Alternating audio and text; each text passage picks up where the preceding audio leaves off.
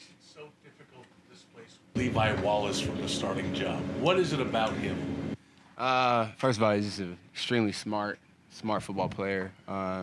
He's played a lot of football for us. He's been in the system a while. He's a guy that I personally trust out there on the football field, and I know Micah does too. Guys, we've just built the trust, not just in the back end within our defense over the past couple of years. And so you have guys out there that you can trust. Not that you can't trust the other guys, but more so, Levi being out there with them, a lot of football games, same as Tre'Davious. Just guys I'm sure that our coaches obviously trust too. He said he felt intimidated by you and Micah. He tells me the story all the time. Does he? Yeah. What's the story? I guess apparently when he first came in here, he thought Mike and I were assholes just based off of what we That's what he said, actually. based off of what we look like, and I don't know if that's fair or not. But he said Bobby. The first thing Bobby Babich told him when he came into the team meeting room as a rookie, it was, "This is Jordan and Micah's meeting room. You shut up and you sit down right here." So I guess that played a little part, but nah, Levi's been good. Is it? He now tells us that he talks smack back at you guys, so he's no longer intimidated. Yeah, he still can't beat me in basketball though. I don't know if he said that the other day, but he definitely straight lied to y'all when he said that. Hey, Jordan, when you look back at last year, you watched the film and everything, did you feel that as a whole, this defense could have been better? I mean, you can always say, yeah, we could always beat, but when you really looked at it, were you at all disappointed with some of the results you guys put up last year? Yeah, of course. I mean, you look back at the AFC Championship game, didn't play our best. You can go back to a couple games last year we didn't necessarily play our best, and I'm pointing at the AFC Championship game in particular because that was the last football game that we played, and we still got that taste in our mouth and understand that in order for us to get to where we want to go, we got to play better, and it starts this week with Pittsburgh. What changes have you seen in this defense as opposed to most of the same guys, but is there anything different? Yeah, I think, just the camaraderie of the guys, this is our, like I was telling them earlier, this is some of our fourth, fifth year together in this system. Just the trust that we have within our coaches, within the defense. I think that's a big factor, just the trust that we have within our guys and the confidence that we play with. And so we're going to bring that out Sunday against the Steelers and looking to play well. Jordan, how excited are you to have the full throat of Bill's Mafia behind you with a full stadium for the first time? Yeah, we were talking about that actually earlier. The stadium might be packed by 10 a.m. I don't even know if they let the fans in there by then, but I think by the time the gates open, I think that the fans will start flowing in, and probably within an hour before the game starts, it'll probably be pretty packed. I'm so excited, man. Having seen Bills, obviously the playoff game last year, I think it was 6,500. I mean, just absolutely rocking the stadium.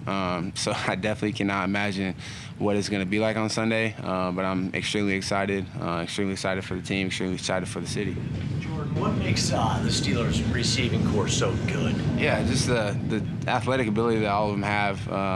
With Claypool obviously being a big receiver who can run, make contested catches.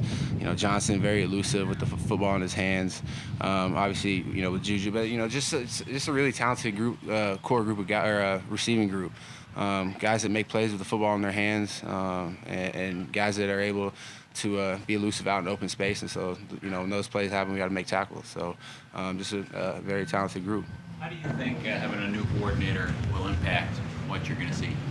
I'm not sure. Obviously they drafted a first-round pick in Harris, and so obviously coming in to run the football. So but every game is the same. You got to be able to stop the run, and then kind of go after that. But you never know what to expect the first game. Even without a new coordinator, there's always going to be new wrinkles and stuff that you hadn't seen. So just go back on our technique and fundamentals and our communication, and the rest will take care of itself.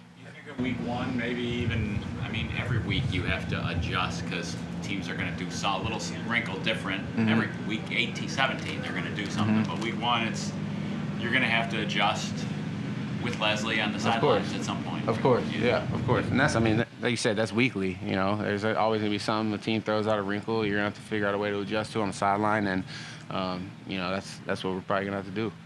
Guys forgot. Go ahead. What mental note do you take when there is another great safety on the other side of the field? Even though you're not preparing, but pride of being the best at your position, knowing that that you probably want to take a glance at what he's up to? I actually didn't think about that, but as a defense, we know our defense has to play better than their defense. Obviously, we know they got a really solid defense over there. So, in order for us to win this game, our defense has to play better. I mean, do you catch yourself watching other players play? I don't necessarily say I catch myself watching other players play. Obviously, they make a big play, but I think we just focusing on ourselves and what we can do better, because most of the time when the offense is on the sideline, we're on the field, we're on the sideline making adjustments, and so it's kind of hard to, we're obviously watching our offense play, but we're still making adjustments on the sideline. You guys forgot or recall what Juju did on the field last time he was here? I'm not gonna get into that. Obviously, we remember, but I'm not gonna get into that though.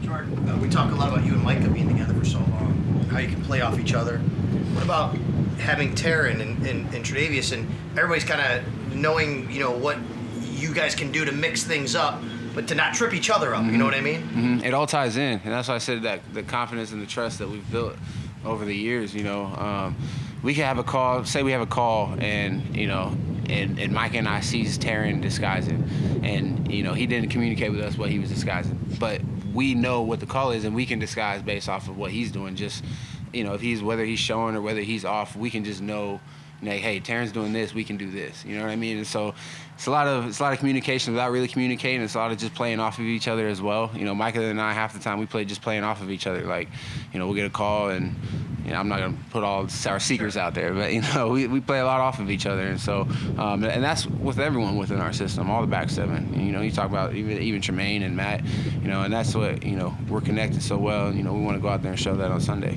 How much did the stadium, being with the Packers and stuff, help for you to guys get ready for that nonverbal communication you're going to need in a loud stadium? Yeah, and we had a little bit of that in practice today. It's going to be loud, and that's what we want. And so I don't think last week really, it was a little test, but I mean, it's going to be rocking. It's going to be to the point where we probably can't have a conversation from here to me to you. So yeah, hand signals is going to be huge, and just communicating, pre and post snap it's always huge in every game. Jordan, is it too simple to say that the Kansas City game overshadowed everything you guys did last year? I mean, it's a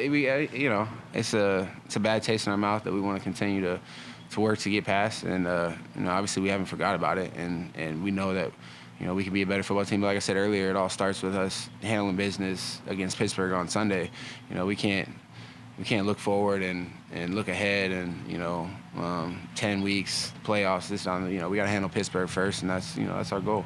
Jordan, Josh called these games against the Steelers the last two boxing matches, tough grinders, kind of, punch counter kind of thing. Why have they been like that, do you think? Especially because you guys had offenses playing at two different levels for those last 2 games. I played Pittsburgh my whole career. I was in Cleveland for 4 years and saw them twice a year, every year, and it's always like that when you play Pittsburgh. I think they always have this. It's the Steelers. They're a team that's well known around the league, and a team that's going to come in and try to run the football. And it's always been a boxing match. Every time I play them, that's just that's their mindset and our mindset too. Mentality coming in and like it's going to be a fist fight. Prepare for them. What have been your impressions of Najee Harris? Yeah, it's a back that obviously he likes to hurdle. We've seen that quite a bit, especially in college. I think last week when they played the Lions, he tried to hurl a defender on the sideline. Big back. He's going to be someone that we got to gang tackle and everybody get to the rock. A good back for them though.